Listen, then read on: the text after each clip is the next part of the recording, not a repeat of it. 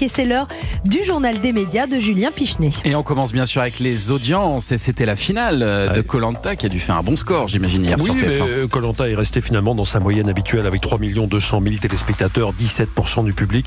C'est un petit peu moins que l'an dernier, mais le divertissement reste largement leader sur les cibles. Hier soir, c'est le Doc et le Veto sur France 3 qui est arrivé en tête avec 3 800 000 téléspectateurs. Le grand débat politique sur France 2, à quelques jours des Européennes, complète le podium avec 1 700 000 personnes. Petite déception pour Cauchemar en cuisine sur M6 qui n'a pas dépassé les 1 300 000.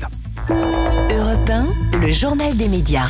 Et puis on commence ce journal avec cette question. Céline Dion va-t-elle chanter lors de la cérémonie d'ouverture des Jeux Olympiques ? Incroyable. D'après le Canard enchaîné, s'appuyant sur un document interne au COJO, le comité d'organisation des JO, l'État va faire un chèque de 2 700 000 euros pour s'offrir 2 grands artistes le 26 juillet. Toujours d'après l'hebdomadaire, c'est une décision qui aura été prise par le président de la République lui-même. Faux, ont répondu 2 sources proches du dossier à l'AFP qui précisent que c'est le COJO qui choisit les artistes et non le président. Bon, dans tous les cas, la rumeur est la même. Céline Dion ferait partie de ces 2 artistes, l'autre étant certainement Aya Nakamura, dont le nom circule depuis plusieurs mois. Pour Céline Dion, ce ne serait pas une première. Elle avait chanté lors de la cérémonie d'ouverture des Jeux Olympiques d'Atlanta en 1996. Ça serait le grand retour de Céline Dion après des années de maladie et d'absence. Ce serait incroyable. Bon, on attend ça avec impatience. On va rester prudent parce qu'on n'est pas encore totalement sûr de cette information. Mais on espère vraiment, on croise les doigts pour que Céline Dion effectivement soit au JO. Et puis à 2 jours de la fin de la campagne pour les élections européennes, l'Arcom appelle les chaînes au strict respect des règles des temps de parole. Alors que le président de la République, Emmanuel Macron, sera dans les JT de TF1 et France 2 demain soir à l'occasion des 80 ans du débarquement, les oppositions ont saisi l'Arcom pour protester contre cette intervention considérée comme un soutien à la liste conduite par la candidate macroniste Valérie Ayé.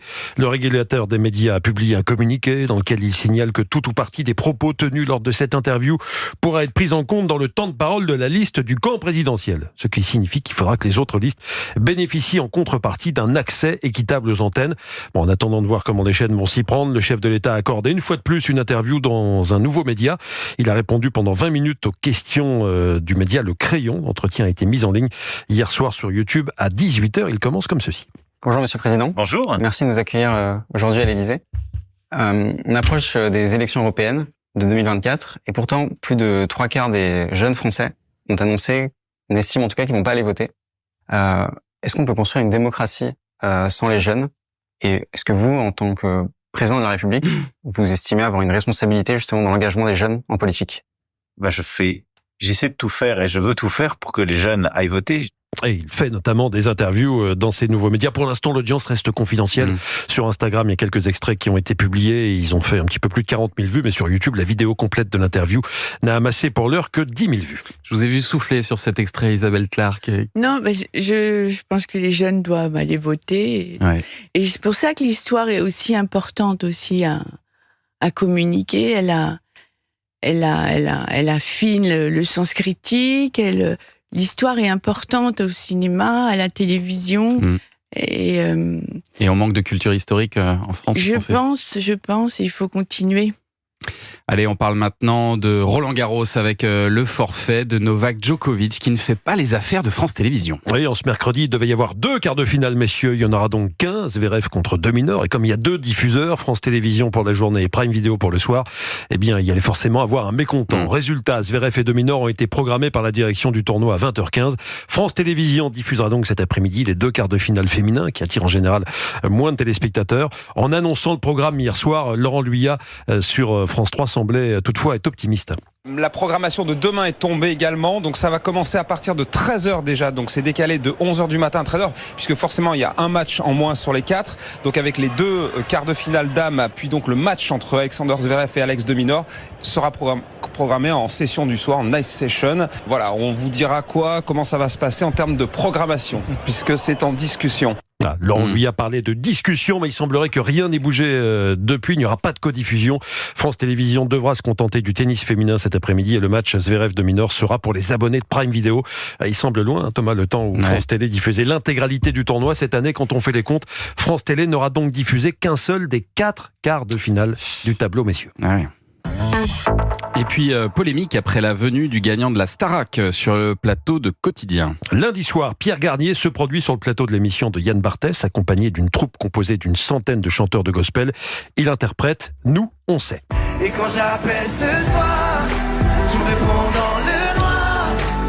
priori, rien d'anormal, sauf qu'après l'émission, plusieurs membres du groupe de gospel en question ont affirmé avoir été très mal reçus. Sur le réseau social X, une choriste parle d'un acte raciste. Le post a été vu d'ailleurs plus d'1 million de fois. Selon elle, après les répétitions, la production aurait écarté du plateau la plupart des choristes racisés. Ceux-ci n'auraient pas pu assister à l'émission, contrairement aux autres. Ils auraient été placés pendant plusieurs heures dans une loge et ils n'auraient été autorisés à en sortir que pendant 3 minutes pour venir chanter avec Pierre Garnier. En aucun cas, il ne s'agit de racisme, se défendent les équipes de Quotidien et la production Bangoumi qui affirme s'être retrouvée dépassée par la quantité de personnes présentes en plateau. Le deal, a dit la production, c'était de garder juste une petite partie des choristes dans le public. Pour Bangoumi qui présente ses excuses, ainsi certaines personnes ont pu être blessées. Il s'agit d'un couac de communication. D'ailleurs, Pierre Garnier sera l'invité de Culture Média lundi et il va chanter en direct dans le studio Coluche pour les auditeurs d'Europe 1. Et puis le Golden Bachelor fera son arrivée sur M6, ça c'est à la fin du mois. Ouais, tout le monde se souvient du Bachelor, un célibataire, de nombreuses prétendantes. 21 ans après la première saison, l'émission va revenir sur la même chaîne, mais cette fois avec des seniors. Le coup d'envoi sera donné le 27 juin à 21h10. Le présentateur sera le même qu'entre 2003 et 2005, lors des premières saisons, Stéphane Rothenberg. M6 l'a annoncé hier en précisant que pas moins de 8000 candidatures avaient été reçues pour participer au Golden Bachelor. 5000 candidatures de femmes et 3000 candidatures d'hommes. L'heureux élu s'appelle Landry. Pas Landru, Landry. Oui, attention. Pas confondre. Un entrepreneur de 60 ans qui a 3 enfants et qui est veuf depuis l'âge de 31 ans. 20 bachelorettes vont tout faire pour le séduire. Et Landry sera là le 26 juin. Mais tout le monde vient dans Culture Média. C'est incroyable. C'est l'émission de référence, que voulez-vous. Donc Landry, le Golden Bachelor, le 26 juin dans Culture Média. Ah, on a hâte de découvrir ce Golden Bachelor. Il est beau, Vous connaissez le principe, Isabelle Clark? Oui. Ouais, Golden Bachelor. Mais pourquoi pas, remarquer. Ça vous fait rêver, vous, ou pas? Vous qui êtes amoureuse depuis 30 ans maintenant, qui travaillez avec votre amour. Ça me fait rêver, je sais pas. Non, pas vraiment, mais pourquoi pas. Bon, on verra. En attendant, ce soir, on va regarder, vraiment je vous le recommande de regarder ces 2 épisodes d'Apocalypse, les débarquements. C'est vraiment du grand spectacle télévisuel, on peut le dire comme ça aussi, parce que la mise en forme est assez exceptionnelle et vous faites en sorte qu'il y ait un rythme qui fait qu'on est tenu du début à la fin par cette histoire et on découvre beaucoup de choses aussi. Enfin, moi j'ai appris énormément de choses en regardant ces épisodes. C'est ce soir à 21h10 sur France 2 avec la voix de Mathieu Kassovitz.